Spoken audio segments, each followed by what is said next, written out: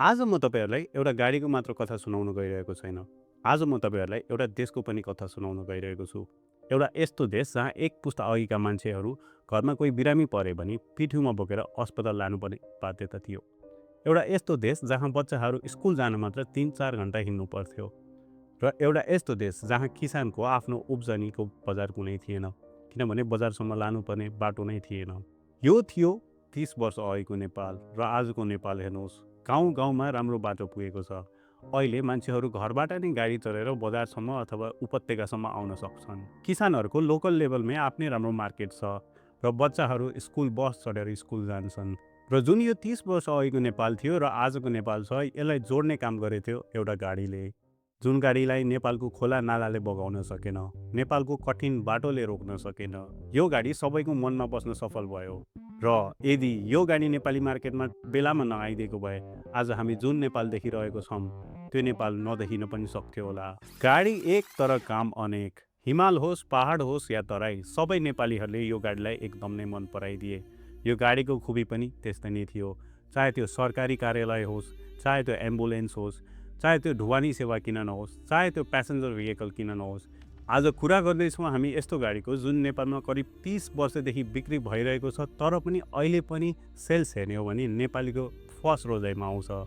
हो, कुरा गर्दैछौँ हामी आज महेन्द्र बोलेरोको। सन् 1990 को नेपाललाई सम्झिनुहोस्। त्यो बेला नेपाल विश्वको सबैभन्दा गरिब अर्थतन्त्र मध्येमा एकमा पर्थ्यो। नेपालको पर क्यापिटा इन्कम मात्र $200 प्रति वर्ष थियो। यानि कि नेपालीहरूले त्यति बेला वर्षभरि काम गरेर जम्मा $200 कमाउँथे। र गरिबी हेर्ने हो भने नेपालको 42% जनसङ्ख्या गरिबीले लपेटेको थियो। त्यतिखेरको नेपालको मुख्य अभाव थियो बाटो। त्यतिखेर नेपालको रोड नेटवर्क एकदम नै सानो थियो। काठमाडौँलाई अरू जिल्लाहरूसँग जोड्ने भनेको महेन्द्र अथवा पृथ्वी राजमार्ग थियो। महेन्द्र पृथ्वी राजमार्गले अरू जिल्लाहरूसँग त जोड्थ्यो, तर जिल्लाको सदरमुकामसम्म मात्र। जिल्लाको सदरमुकामसम्म सामान आउँथ्यो, तर त्यहाँबाट गाउँ गाउँमा सामान लैजानको लागि एकदम नै कठिन थियो। कारण थियो बाटो। गाडी चढेर गाउँ जाने एउटा सपना मात्र थियो, किनभने गाउँ जाने कुनै पनि बाटो नै थिएन। तर यो चाँडै बदलिँदै थियो। कुरा हो 1992 को। भारतीय जीप कम्पनी महेन्द्र, जसले चाहिँ दशकौँदेखि भारतमा जीप बेचिरहेको थियो, उसले एउटा नयाँ गाडी लन्च गर्यो। र त्यो गाडी भारतमा लन्च भएको केही टाइममा नेपालमा लन्च भयो। त्यो गाडी थियो महेन्द्रको आर्माडा। यो गाडी झट्टै हेर्दा नेपाली मार्केटलाई नै बनाएको जस्तो थियो। 2500 सीसीको diesel engine, ladder frame chassis, हेर्दाखेरि जिप स्टाइलको र 10 जनासम्म अटाउने। र मान्छे मात्र नभएर यसको हुडमा धेरै सामान हालेर यो गाडी प्रयोग गरिन्थ्यो। र यो गाडी लन्च हुने बित्तिकै नेपालमा एनजिओ, सरकारी कार्यालय, हस्पिटलहरूले यो गाडी युज गर्न थाले। र केही वर्षपछि यो गाडी पुग्यो गाउँको सदरमुकामहरूमा, जहाँबाट मान्छेले भारी बोकेर आफ्नो गाउँसम्म सामान लिएर जान्थे। र यो गाडी पहिलो पटक देखेपछि नेपाली आम जनता गाउँलेहरूको उनीहरूको मनमा आश जाग्न थाल्यो कि यो गाडी हामीले हाम्रो गाउँसम्म पुर्याउन सक्छौँ भनेर। र सुरु भयो नेपालको बाटोको रिभोल्युसन। सोच्दाखेरि अचम्म लाग्छ, गाउँलेहरूले एउटा गाडी देखेर नेपालमा बाटोको रिभोल्युसन चाहिँ कसरी सुरु भयो भनेर। यो कुरा हो सानो गाउँहरूको, जहाँ गाउँलेहरू सानो सामान लिन सदरमुकाम जानुपर्ने थियो। र त्यो सदरमुकाम जाने बेलामा मान्छेहरूले महेन्द्र आर्माडा देखे। र महेन्द्र आर्माडा देखिसकेपछि मान्छेहरूमा आश जाग्यो कि यो गाडी हाम्रो गाउँसम्म पनि आउन सक्छ भनेर। र मान्छेहरू छलफलमा जुटे, कसरी यो गाडी हाम्रो गाउँसम्म लिएर आउने भनेर। सदरमुकामका नजिकका गाउँका गाउँलेहरूले एउटा पहल गरे। अब सबै गाउँले मिलेर मोटर बाटो खन्ने प्लान बनाए र त्यसै गरी लागे पनि। र केही वर्षको मेहनतपछि नजिकका गाउँहरूमा महेन्द्र आर्माडा पुग्न थाल्यो। सम्झनुहोस् त्यो पल जब महेन्द्र आर्माडा पहिलोपल्ट गाउँमा पुगेको थियो। कस्तो थियो होला त्यहाँको माहौल, कस्तो थियो होला त्यहाँको मान्छेहरूको खुसी। बच्चाहरू गाडीको पछाडि भागेका थिए। गाउँका बुढापाकाहरूको आँखामा खुसीको आँसु थियो, किनभने यो आर्माडा एउटा गाडी मात्र थिएन, उनीहरूको लागि दुनियाँसँग जोड्ने एउटा माध्यम थियो। तर यो खुसी धेरै बेर टिक्नेवाला थिएन, किनभने महेन्द्र आर्माडा नेपाली मार्केटमा किन्न एकदम नै महँगो थियो। र यसको वेट पनि एकदम नै धेरै थियो, जसले गर्दा नेपालको कुटो कोदालोले खनेको बाटोमा हिँड्न एकदम नै अप्ठ्यारो पर्थ्यो। र यो गाडी सदरमुकामको नजिकको गाउँहरूमा मात्र सीमित थियो। सदरमुकामबाट 10-12 घन्टा लगाएर जानुपर्ने ठाउँहरूमा चाहिँ अझै पनि भरियाले भारी बोकेर लानुपर्ने बाध्यता थियो।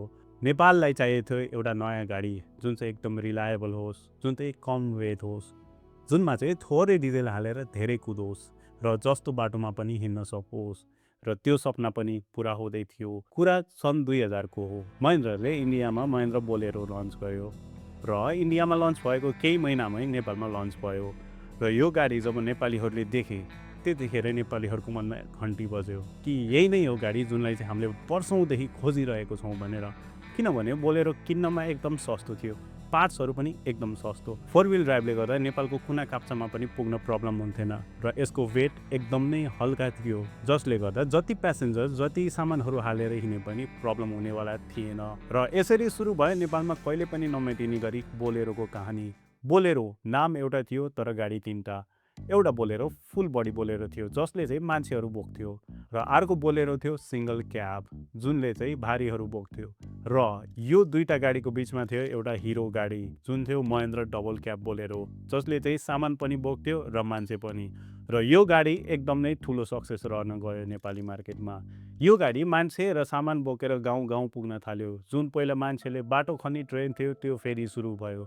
अबको पालो भने 10 घन्टा लाएर हिँड्नुपर्ने गाउँहरूमा पनि बोलेरो पुग्न थाल्यो। गाउँ गाउँमा पसल खुल्न थाले, गाउँ गाउँमा हस्पिटल खुल्न थाल्यो र यो खुलाएको थियो बोलेरोले।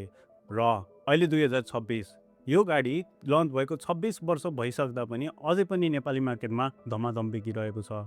आखिर कारण किन त? नेपाली मार्केटमा जिप भन्ने बित्तिकै मान्छेको दिमागमा आउँछ बोलेरो। यो भिडियो हेर्नुहोस्। त्यो गाडी चाहिँ सामानहरू ढुवानी गर्नको लागि कच्ची बाटोमा कुनै अहिले गाउँहरूतिर चलेको बोलेरो बढी चलेको। बोलेरो एउटा ब्रान्ड भइसक्यो जसले चाहिँ नेपालीको ट्रस्ट यो लेभलमा जितिसक्यो कि यो बोलेरोलाई रिप्लेस गर्न अरू कुनै गाडीले एकदम नै गाह्रो छ। र कारण हो यसको रिलायबिलिटी। यो गाडी यति रिलायबल छ कि मान्छेले आफैले खोलेर इन्जिन बडी छुट्टाएर हेलिकप्टरले उठाएर गाउँमा लगेर पनि चलाइरहेका छन्। यो गाडी खर्चमा एकदम नै थोरै खर्च आउने, जस्तो बाटोमा पनि कुदिने, बिग्रियो भने ड्राइभरले नै आफै बनाउन सक्ने र रिसेल भ्यालु एकदम नै राम्रो भएको कारणले यो गाडी अहिले पनि नेपाली मार्केटमा अब्बल बिकिरहेको छ। अरू गाडीको नेपालमा सोरुम हुन्छ तर बोलेरोको लागि भने नेपालको बाटो नै सोरुम हो। यो गाडीले यस्तो ठाउँमा पुऱ्याएर देखाइसक्यो कि अरू कुनै गाडी सोच्नै सक्दैन। नेपालको 45 भन्दा बढी जिल्लाहरू पहाडी अथवा हिमाली भेगमा पर्छन्। यो गाडी एकदम लाइट वेट भएको कारणले नेपालको अफरोड बाटोहरूमा सजिलै जान सक्छ र यसको पेलोड क्षमता पनि धेरै छ। त्योभन्दा बढी पनि यो गाडी एकदम हेभिली मोडिफाएबल छ। तपाईँलाई कुखुरा बोक्नु पर्यो कुखुरा बोक्नुहोस्, भैँसी बोक्नु पर्यो भैँसी बोक्नुहोस्, मान्छे बोक्नु पर्यो मान्छे बोक्नुहोस्। यो गाडीले नाइ कहिले पनि भन्दैन र यसको 4 व्हिल अरू गाडीभन्दा एकदम नै मेकानिकल छ। यसमा कुनै पनि इलेक्ट्रिक सिस्टम जडान गरिएको छैन जसले गर्दा बिग्रने चान्स पनि एकदम नै थोरै छ र इनकेस बिग्रेको बेलामा यो गाडी चाहिँ ड्राइभरले नै फिक्स गर्न सक्छ। यही कारणहरूले गर्दा नेपाली रिसेल मार्केटमा पनि बोलेरोको एकदम नै ठुलो डिमान्ड छ। एकचोटि सोचेर हेर्नुहोस् त, महेन्द्रले त्यो बेलामा आर्माडा अथवा बोलेरो लन्च नगरेको भए के अरू गाडीहरूले यसको ठाउँ लिएर यसरी नै चल्न सक्थ्यो होला त?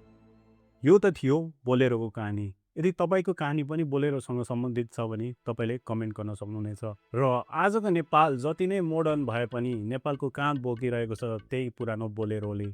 यदि तपाईँहरू पनि गाडीसँग रिलेटेड अरू यस्तै भिडियो हेर्न चाहनुहुन्छ भने कृपया मेरो युट्युब च्यानललाई सब्सक्राइब गर्नुहोला। भेट्नेछौँ हामी अर्को भिडियोमा। Till then take care, good by.